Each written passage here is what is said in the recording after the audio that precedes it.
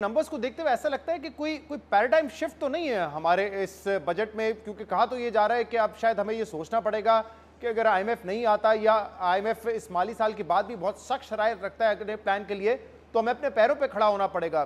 कैसे आपको ये नजर आ रहा है कि इस इंटरेस्ट पेमेंट के साथ और जो इसके अलावा हमारा करंट अकाउंट की सिचुएशन है और जो एक्सटर्नल पेमेंट्स है उससे हम अपने पैरों पे खड़े हो सकें? देखिए शहजाद, जो सबसे तशवीश कुन बात है इस बजट में और हुकूमत पाकिस्तान की जो इस वक्त माशी हालत है उसके अंदर ये है कि आप देखें कि हमारी रेवेन्यू रिसीट्स जो हैं वो 6,800 अरब रुपए हैं जी। यानी कि अगर वफाक 9,200 अरब रुपए जमा करता है, सूबों को उनका हिस्सा देता है, उसके बाद को 2,500 अरब रुपए तकरीबन जो है या उससे ज़्यादा नॉन टैक्स इनकम है, वो सब मिला लें तो हुकूमत के पास, वफाक की हुकूमत के पास 6,900 अरब रुपए हैं और जो हुकूमत को सूद देना है वो 7,500 अरब रुपए है और समथिंग लाइक दिस।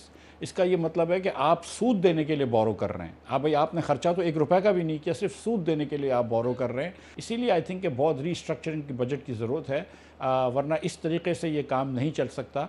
और अल्लाह करे कि थोड़ा सा सूद के शरह सूद भी कम हो अगले माली साल में, तो थोड़ी सी रिलीफ मिलेगी हुकूमत को। लेकिन ये बजट जो है, ये जिस तरह हुकूमत टैक्स बढ़ा रही है और जिस तरह हुकूमत सूबों को पैसे दे रही है और जिस तरह अखराजात हो रहे हैं, ये बजट अब ये बहुत ज़्यादा मुश्किल हो गया है। ये बहुत लंबा सस्टेनेबल नहीं है। इतना प्रेशर है फिस्कल साइड पे, तो फिर मुझे बताएं डॉक्टर मिफ्ताह इस्माइल साहब, ये मंतक क्या है कि आप लोगों ने जो सैलरी जो गवर्नमेंट सर्वेंट्स हैं उनकी सैलरी में 35% तक इजाफा कर दिया, यानी कि पिछले साल जो सिविल गवर्नमेंट का खर्चा था वो 553 अरब रुपए था, उसको बढ़ा के 714 अरब रुपए कर दिया है।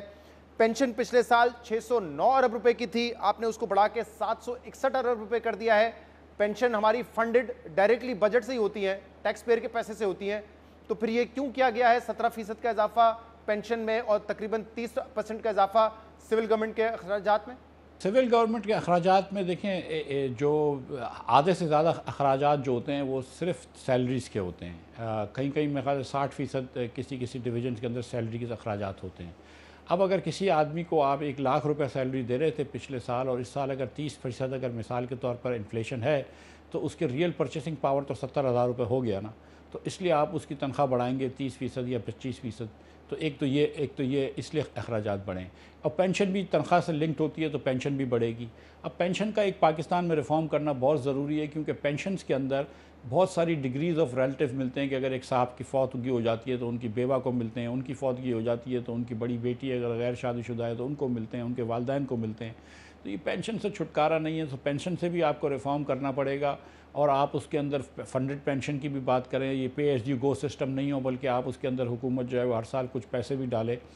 और सिमिलरली आपको अब हुकूमत को भी आपने माइक्रोस्कोपिक देखना है कि कितने लोगों की आपको ज़रूरत है, कितने लोग आपने रखने हैं, आपने वफाकी हुकूमत में क्या क्या चीज़ें करनी है। लेकिन मैं सच बता रहा हूँ कि आपको वफाकी हुकूमत में बहुत ज़्यादा फ़ैट नहीं होता है, और अगर आप तनख्वाह बढ़ा दें तो उसके अलावा बहुत ज़्यादा कुछ पैसे बचते नहीं हैं। फिर आपकी जो फ़ॉरेन मुल्क में जो आपकी एम्बेसीज़ होती हैं उनका अखराजात होते हैं वो डॉलर में होता है, डॉलर भी बड़ा डिवैल्यू हो गया, तो ये ख़र्चे इसलिए करने पड़ते हैं।